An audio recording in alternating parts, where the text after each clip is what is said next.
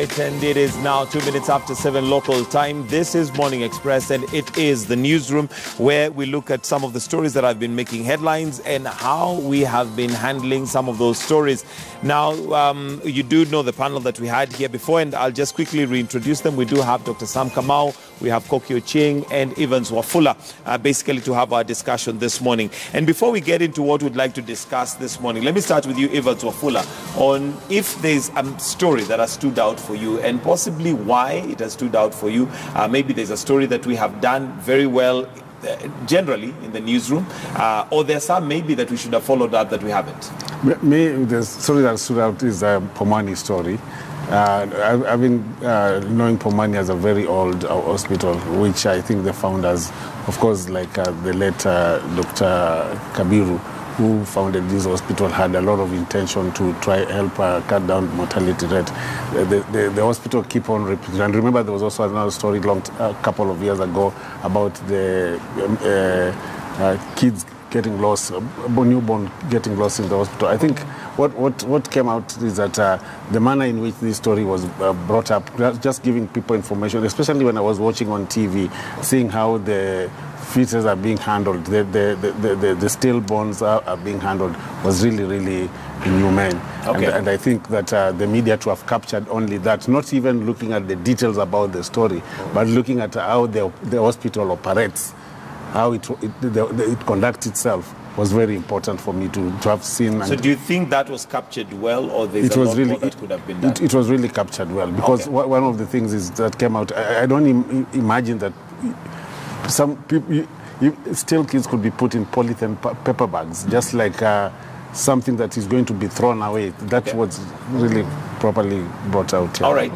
Koki, anything that stood out for you this week? I think it's the same story with the systemic rot in the health system.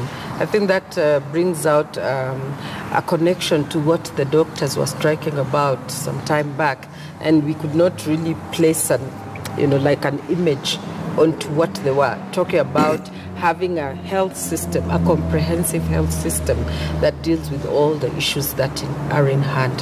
I think for me that is one of the things, and I think your health, there's a lady, reporter, doctor, yeah, she really threw out tweets that I read, and I thought that would be good. Those are good follow-up stories that will tell us the real gist of what is ailing the health system. Okay. Because we have all these campaigns, the zero campaigns, we have all these SDGs on maternal health and etc. What is going wrong? And that is a good story, a way to interrogate what is going on. All right, Dr. Kamau.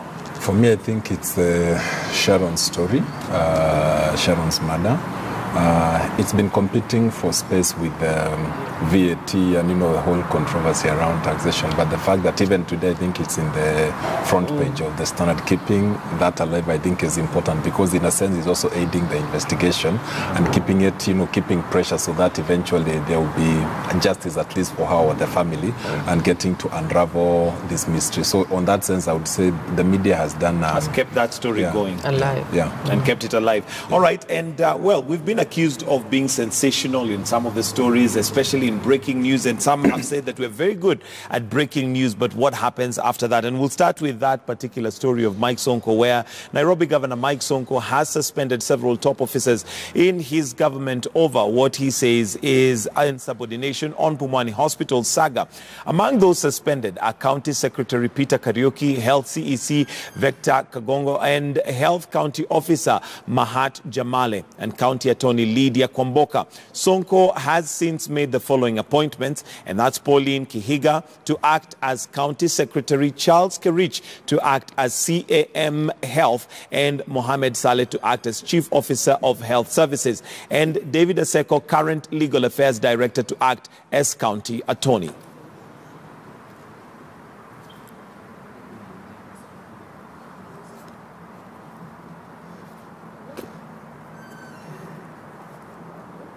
All right, and of course, Mike Buvi Sonko broke the news on Pumwani Hospital, and that was via his Facebook page as he visited. But let's just watch and see some of the things that they had on their findings.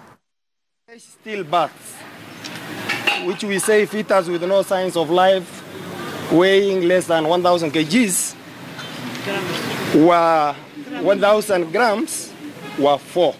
2 were macerated stillbirths. And these 2 stillbirths were weighing 2.2 kg and 3.5 kg respectively. The other 4 were basically neonatal deaths. Last one, I've said 11, I've accounted for 10, was a child who was brought in dead by a Kenyan so that Mama Lucy, Pumwani Hospital can safely dispose the child. This facility does not have a morgue, but it has a cool storage or room where the conditions can hold bodies for a short period of time. Wale walingatuliwa kazini warudishwe. Kama hawatarudishwa, tutaitisha mgomo wa madaktari Nairobi. All right, so there's evidently a lot that's happening. We had Mombasa Sonko, walking into Pumwani Hospital, finding these dead fetuses and stuffed in a way that, of course, many were left almost throwing up because of the nature in which they were kept. However, there is also a bigger story that maybe, I don't know whether you feel whether that has been taken care of, and that's in regards to Pumwani Hospital. First of all, as a hospital, to this day, they don't have a morgue. The fact that these fetuses, from what came out, is that they're kept on Monday. I think they're taken to the morgue or Monday, Wednesday, and Friday. But in between, there's no morgue. So, Dr. Kamau, this story, as it was breaking, obviously left many Kenyans, with their mouths agape at what that facility is doing. But is there more that we should have actually explored? And how do we keep this story going? Now, maybe the first thing I would say is that Nairobi Governor Mike Sonko has a penchant for the dramatic. Because riding on a motorbike, gets to Pumwani, Facebook Live, and exposes these, it's like busted. And on one hand, it's a good thing that we got to know that these things happened. But like you are saying, there are bigger systemic issues that have to do with Pumwani. Actually, if you ask me, it's an indictment on the county government, is an indictment on Mike Sonko himself. Absolutely. As the governor, because he bears the responsibility.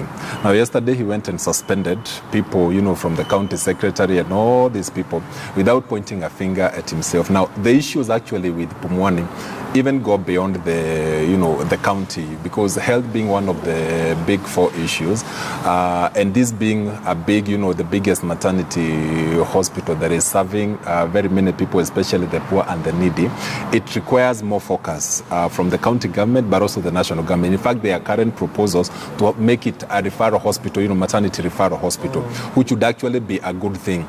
But the other questions that are important, and I think in terms of keeping the story is important, is talk about the numbers. How many deliveries happen there? Just the statistics. In a day, in a week, in a month. That is 1. 2, doctors. How many doctors are available to serve the same patients? Number 3, the nurses and also other staff who are supporting this. That is 1.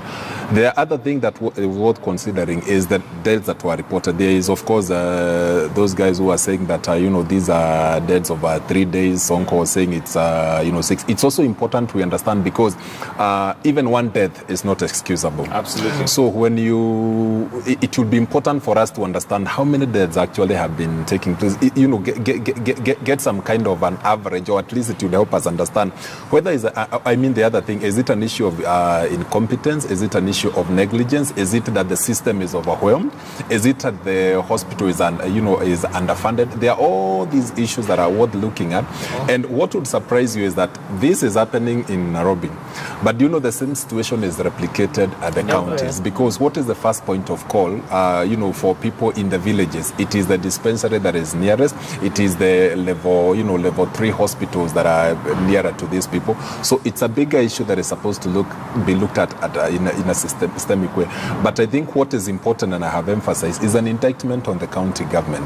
The dramatic is okay because it exposed the situation, but what is the solution basically? Because suspending and firing these people is not enough, and replacing them with others.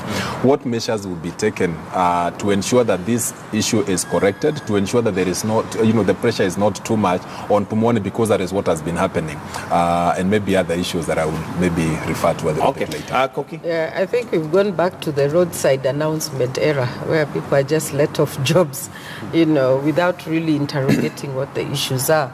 I think Sam has summarized most of the issues at hand. But I think it's also looking at the kind of pressure these institutions, health institutions in Nairobi, which are supposed to serve Nairobi and beyond, and the kind of, financial support or social support or human resource required to make these hospitals effective. I am thinking that given the statistics that was given by both sides, either sides, about the deaths, about the births, about the delivery, about the number of staffs, in all fairness, I think there is a heavy burden on 5 or so doctors and maybe another 20 or so nurses and the kind of numbers of people who come to deliver there. So I think Governor Sonko could have, of course, exposed the issue at hand, but most important, a stakeholder approach to understand what the problem is and come up with solutions by the end of the week. If it is true that bodies are delivered or are transported 3 days a week, so what have they come up with to make sure that it's every day, it's an everyday occurrence? If it is, staff who are not, sufficient, what measures have been put in place so that that doesn't happen next week? Again. Because even if you change whoever is in charge, and the challenges are the same, then there's no... You've not really created a solution. Exactly, there's no solution per se. And I think Kenyans, we've gotten to the level where now we are not just interrogating who holds, we are not just looking at a position, we are looking at the person's capability to solve problems, identify and solve problems to meet the needs of the citizen. So it goes back to questioning about the kind of leaders we want to put in. Their abilities have to be at par with the needs of the people in that particular area. All right, Evans? I think they're both actually touched on the issue, but just to mention is that I think it's so unfortunate for the governor. He's so emotional. The way he reacts. And I think having noticed that he has done a mistake, I think the suspension letter is a show cause letter, where he's given them 14 days to show cause why they should not be completely sacked. So I think that will be overturned, because I think the pressure coming from the doctors' union, plus having realized that what he has done was just for cameras, I think he will revert and maybe be able to consider. One thing is, we've seen the governor doing this even in public barazas, where he just fires people in public barazas, which is very unfortunate. I think the due process should be followed. But it also, as my colleagues have said, it gives the county boss an opportunity to bring some sanity in our health system. Okay, and maybe as we still look at that story, we'll expand to others, like the story of Sharon and the fact that it has stayed on the headlines for some time, like you've said, Dr. Sam, but still on the story of Pumwani, and maybe not just the story of Pumwani. Mike Sonko is somebody who I think over time now we have learned he loves drama. We remember him calling the president at some point when church was being brought down. He's done several things. Remember the recording that he did not too long ago of Governor Ferdinand Waitito when all that was going on. But have we called his bluff? Now when he goes live on Facebook and, as a media, we all flood Pumwani Hospital. Has anybody stopped him and asked him, hey, but this is your responsibility? Are we in full knowledge and understanding of what his responsibility is in that whole picture? I think, I think the question is the competencies. It's not always that the leader at the top should know. He has put in place a cabinet of people who should be well aware of what they're doing. These things of just appointing people because they're your friends or, because they're in a certain network without being responsive to the requirements of the office is just becoming glaring. And it's not just in Nairobi, it's also in other counties. So it now goes back to qualification and ability to make proper decisions and also to solve problems in a more diplomatic way and being able to really give publicity to what has been done. It can be done. We've seen it in Makueni. We've seen it. I mean, there are case studies. Right. So I think, again, it's the capability of those that who are put in those offices that need to be interrogated. There's something I saw yesterday. I don't know whether you've seen that video. That time he invaded, Pumwani. He also had a secret, meeting with the nurses. That was being recorded, but they requested him not to record. And basically he wanted to understand, or purported to understand what are the issues. And you could see the outcome of that meeting because they kept saying the doctors are never there, there's a problem, the consultants are never there, the consultants never support us. The outcome of that meeting was actually blaming the doctors and of course further aggravating the situation.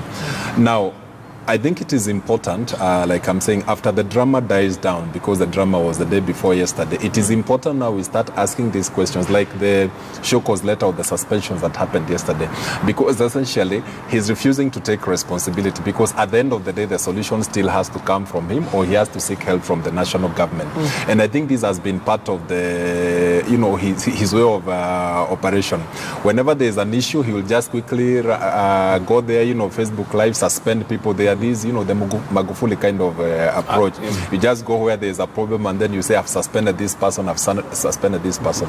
But you see the issues plaguing Nairobi, they are still there and they require attention. Now, a friend of mine yesterday said, it is not right that we elect a chicken, and I'm not referring to him as a chicken, and then spend the next 5 years complaining why the chicken won't fly. It is important when we actually focus on competence and the ability of the people we have put in office to deliver on their mandate. So suspending people is not enough, but are you actually doing enough to address the issues that are ailing Nairobi? For example, now this issue of Pumwani, if you look at it, is a national health conversation we are supposed to have. Like I said, it goes beyond Nairobi County, but then after those suspensions, what measures are being put in place? Because you see, Pumwani Hospital has been struggling with a couple of issues. They are the, infant deaths. You could talk about poor services. You also talk about theft, because I think of baby theft. babies. Yes, last week I think there was an attempted issue. Switched identities. These things have been plaguing the hospital for some time, and we saw the danger of that when at KNH, they opened the wrong head. So in terms of also record keeping, because perhaps even trying to establish who are these children, who are the parents, are the records being properly kept. So in terms of the management of public health institutions, I think we are supposed to have a conversation around that beyond just Pumwani, beyond Nairobi County, and especially now that the president has identified health as one of the big 4 issues. I think it also requires some intervention from the national government, and that is why I said one of the recommendations would be actually for Pumwani to be actually made a national, referral maternity hospital. Okay, just also a short one is that his actions also amounts to undermining the county executives. Because if you see there is a county executive in charge of health, and if he can be able to go and surpass what, these are matters you refer to the county executive to investigate, and maybe now, because you'll see tomorrow he'll also got fire, even if there's potholes, he'll say I'm firing the CS transport or maybe roads. So all these kind of things that he's doing, I think they need some bit of that, I think, sets us up for the next question in terms of behind the sensational headline. And this is not just Pumwani. Let's look at even VAT and the fact, that we've been talking about this in the budget. We did highlight that the ambitious budget that Parliament was going to pass through. But in terms of now competences, you've talked about Sonko's let's just say leadership in terms of competence. Let's look at members of parliament and their job description, what they're there to do. Have we highlighted what their jobs are? Because this will help the electorate to realize that we are paying for the votes that we cast.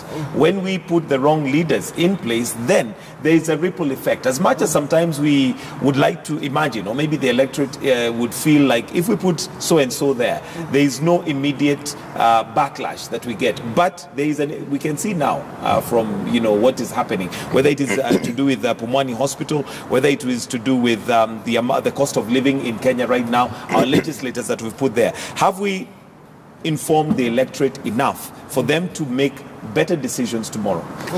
I think, Mike, it's very honest to say that in Parliament, there are quite a number of parliamentarians who don't know why they're there.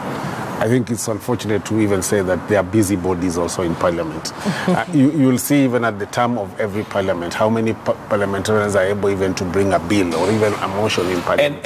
And whose fault is it that they're there? It's not their fault. And that's why I'm coming to the point. Yeah. I think many times people have not been able to be educated to understand why do you elect leaders and what are the kind of leaders you want. Some of these leaders get there because for political expedience, some because they can be able to buy or afford their way to Parliament. And that's whereby there's been a lot of issues about issues of integrity. You've seen instances whereby somebody has been convicted but end up becoming either a governor or a senator or a member of Parliament. And these are very pertinent issues that needs national conversation. It's not only a particular... I remember even, and I've been very particular about the issue of NIS and the former CS. When there's a serious allegation about you, the next day we hear you are endorsed by, you are a party official or a party leader, you are endorsed by a political party. The next time you are a governor, and then the so-called democratic space that we are all talking about, I think it's really going overboard because we need to be able to interrogate our leaders properly. All right. I think kusema na kutenda, really. I mean, if you are able to package your PR, PR messages well enough to stand out, and I've seen that with the MP of Kibera, isn't it? Ken Okoth. I've seen that with Kibutha, and they are giving case studies that people will follow. And if the impact is felt on the ground, really the benchmarking that people have been going to do abroad can now be done within locally.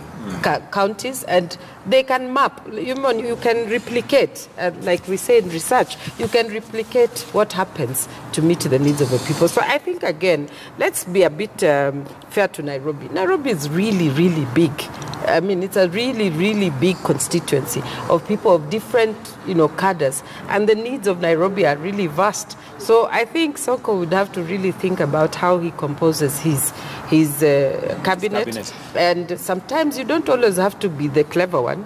You can, what business gurus argue is that you employ people who are more clever than you. But listen to what they're saying. Listen to what they're saying. Give them a chance. And the question of whether we've highlighted as the media the roles of our leaders, so that next time when we go to the ballot, we're not just choosing because of tribe or because of political affiliation, but we are looking for leaders. When we were told before, around 2012 and 2013 that choices have consequences, maybe it did not sink in. This is a time we're actually now dealing with that reality. Yeah. And I have seen the MPs trying to absolve themselves from the blame, the current mess that we have found ourselves in. But it is worth saying that from 2013 up to now, where our budget, has been growing, every year the MPs have been passing the budget with very huge deficits, because we are talking about a 3 trillion budget, but the projected revenue, what KRA is able to collect is 1.9 trillion. What about that remaining 1.3 trillion? Where will it come from? The Auditor General has been giving us reports every year of the mismanagement, the corruption, the wastage that has been taking place, and the MPs every year again keep passing these budgets with huge deficits, where not even demanding accountability. Now, one of the things that we are looking at here is where Parliament is behaving like an extension of the executive, that they are actually not able to exercise their independence that is given to them by the Constitution, and for once just act in the interest of Wanjiku. I think there are some of the issues when you see them trying to come, right now and trying to, complain and talk about our people without really actually pinpointing their role and their culpability in the current mess that we are experiencing. The other thing is making this conversation also a little bit bigger, so that we also hold the executive accountable also for the same thing, because where does our budget have have to keep growing to an extent where now, for example, we know very well that half of all the revenues that, KRA collects goes towards debt repayment. Why do you keep borrowing more? Why can't you just cap, the borrowing, reduce the expenditure, which is now part of what the proposals that have come in, is that we want to cut the budgets on specific issues. These are things that we actually ought to continue putting at the door of the executive so that they can also start exercising proper discipline in the management of our resources, so that they don't have to keep hurting Wanjiku to continue funding, those projects. Because on the other hand is, even when we build these big roads and build these, beautiful infrastructure, SGR, but Wanjiku is suffering, cannot deal with the cost of living. I think these are the issues that we need to keep asking and put it at the door of the parliamentarians, put it at the door of the executive, at the door of the judiciary, so that everybody is doing their job. All right, I'll give you a minute each to wind up, and maybe the question I would like to ask, starting with you, Evans, is what would you like to see followed up? Or anything that you'd like highlighted in the next few days in terms of the headlines? I think two things. I think I need to see some sort of reforms in the health system, especially health management system. So follow up on the health sector. On the health sector. And the other thing is, of course, on the issue of taxation. I think it needs to be, people really, we should not only just remain paid on the petroleum products, but to be able to see how then can we be able also to have a conversation on how we actually try to improve their living standard, to be able to reduce the tax bracket that people are really facing. All right. Yeah, I'd like to see whether the woman who went to court made it. I think that's one whether story. We'll get a name out. Yes, I'd like to see that story grow, but also importantly to see that the health, the one issue is expanded to really give us a true sense of what is going on in the hospitals or in the health system. And I think a good interrogation is, a lot of donor funding goes into health issues in Kenya. What is the impact of that, and whether it is something viable that we might All right, want Dr. to Sam? I think for me, what I would want is more focus on this austerity debate and some basic reforms that are needed. Because, like I said, if all the revenue, all the money collected by KRA half goes towards, debt repayment, about 18% or thereabout is going to the counties. Another 23% goes to, paying salaries, but very little goes towards development. I think a conversation around this, and where we have to keep passing budgets with huge deficits that we have to resort to borrowing. I think the indiscipline that we have seen in spending in the management of finances is something that is worth focusing on, and we put significant pressure around this issue until we are able to see changes. For example, the budget doesn't need to grow next year by another $1 trillion, and also the debt does not need to grow by another $1 trillion next year. I think I would want to see a bit more focus on these issues, so that we don't only deal with it when there is a crisis like the VAT thing. All right, thank you very much, Dr. Sam Kamau, Kokyo Ching, and Evans Wafula for joining us this morning on the newsroom. Thank you very much for your contribution towards that. Well, it is now just about 7:30 local time. We want to take a short break, and do stay with us right here. We have more stories making headlines, and also today being Wednesday, we're going to be looking at your health. We'll take that break. We'll be right back.